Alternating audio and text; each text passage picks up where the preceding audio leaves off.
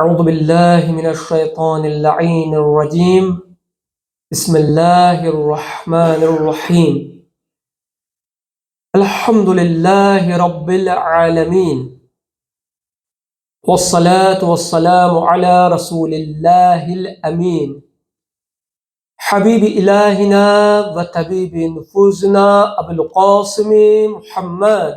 اللهم صل على محمد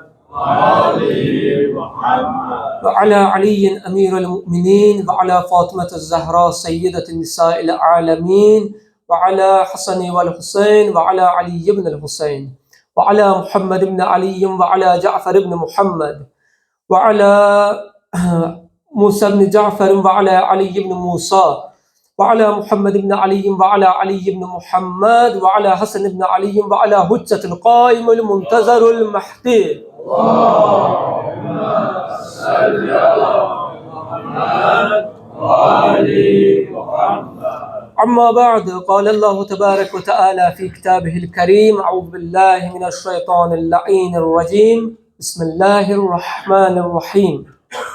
إنا أعطيناك الكوثر فصل لربك وانحر إن شانئك هو الأبتر.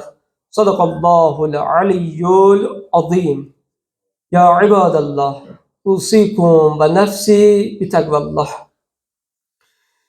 Əziz möminlər, inşallah ikinci xütbəni Rəcəb ayının, hal-hazırda yaşadığımız Rəcəb ayının dəyəri və məqamı haqqında Peyğəmbərin bir məşhur hədisini sizin diqqətinizə çatdıracağım və inşallah Rəcəb ayının fəziləti haqqında qısa şəkildə danışacağım, ardıcan cümə namazını qılarıq. Hamınıza məlum olan hədisdə Peyğəmbər sallallahu buyurur ki, Rəcəb Allahın ayı, Şaban mənim ayım, Ramazan isə ümmətimin ayıdır. Bu 3 ay müminin mənəvi təkamül mərhələsidir. İnsanın mənəvi təkamül mərhələsi bu 3 aydan başlayır. İnsan gərək gözləməsin ki, Ramazan ayı gəlsin. Gərək buradan başlasın hazırlamağa. Rəcəb qəlbin oyanış vaxtıdır. İnsan gərək qəlbini bu ayda başlasın oyatmağa. Bu ayın haqqına gərək insan riayət eləsin. İnsan bu ayda çoxlu təfəkkür edib, günahdan uzaqlaşmağa çalışıb, qəlbini oyatmağa çalışsın ki, öz qəlbini Ramazan ayına hazırlasın. Necə ki, insanın bir mühüm qonağı gələndə neynir qabaqcadan? Başlayır evini səliqəyə salmağa, təmizləməyə, səliqə səhmana salmağa. Rəcəb ayı da bizə xəbər verir ki, qarşıdan Ramazan ayı gəlir və mühüm bir qonaq gəlir. Bunun üçün də öz qəlb evinizi başlayın təmizləməyə və hazırlamağa. Hazırlayın ki, Ramazan ayı gəldikdə başınız başqa şeylərə qarışmasın, başınız özünüzə qarışsın yenə də. Amma çox təəssüf olsun ki, Rəcəb ayının haqqına lazımı qədər riayət olunmur. Çünki artıq bir növ adət halına çevrilir insanlar üçün. Zaman ki tez keçir, baxırsınız ki, zaman fırlandı, yenə Rəcəb ayı gəldi. Zaman fırlandı, Ramazan ayı gəldi.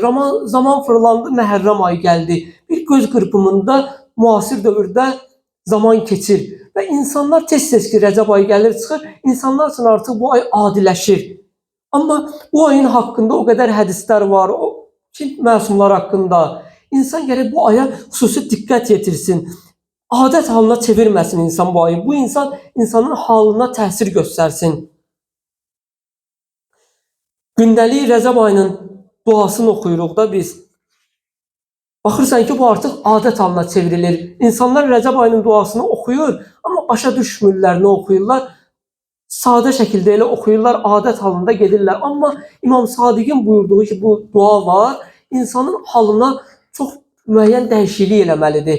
Gərək insan onu halla oxusun, müəyyən halla oxusun. Məsələn, bu duanın birinci misrası nədən ibarətdir? Ya mən ərcuhu li kulli xayr. Ey bütün xeyir işlərdə ümid bəslədiyim. İnsan gərək bu cümləni oxuyanda duada, bunu deyəndə insan son dərəcədə ümid içində olsun. Ümid insanın qəlbində oyansın. Başa düşsün insan ki, Rəcəb ayına başlayanda Allah bizdən ümidi istəyir. Çünki ən böyük günahlardan biri ümidsizlikdir. Bir insan əgər pessimist yaşayırsa, ümidsiz yaşayırsa, bu ən böyük elə günahlardan biridir. İnsan gərək pozitiv olsun, ümid içində olsun. Həm öz dünya işlərinə qarşı bir hədəf qarşısına qoyanda, həm də axirətinə görə Allahın rəhmətindən ümidini üzməsin. Amma baxırsan ki, insanlar bu duanı oxuyur. Dildə ya mən ərcuhu li kulli xeyr deyir. Amma namazı bitirən kimi hal-əhvalını soruşursan, pessimistdir, ümidsizdir. Başlayır ümidsizlik içində danışmağa. Deməli ki, bunu adət halına çevirib bu duanı oxumağı. Əgər hal ilə bunu oxusa, bu dua onun halını dəyişər. Halını dəyişər və bu ayda onun qəlbi oyanar. Və Ramazan ayına ümidlə hazırlanar, ümidli şəkildə hazırlanar. Rəcəb ayının fəzilətlərindən biri də bu ayda Həzrət Əmir əl-Müminin əleyhissalamın mövludunun olmasıdır. Ki biz bu günlərin ərəfəsindəyik, Həzrət Əmir əl-Müminin mövlud ərəfəsindəyik. Hər birinizi İmam Əli əleyhissalamın bu mübarək mövludu münasibətilə təbrik eləyirəm. Allah Teala bu günləri bizlər üçün bərəkətli qərar versin. Allah Teala bizləri dünya və axirət Əli əleyhissalamdan ayrı salmasın.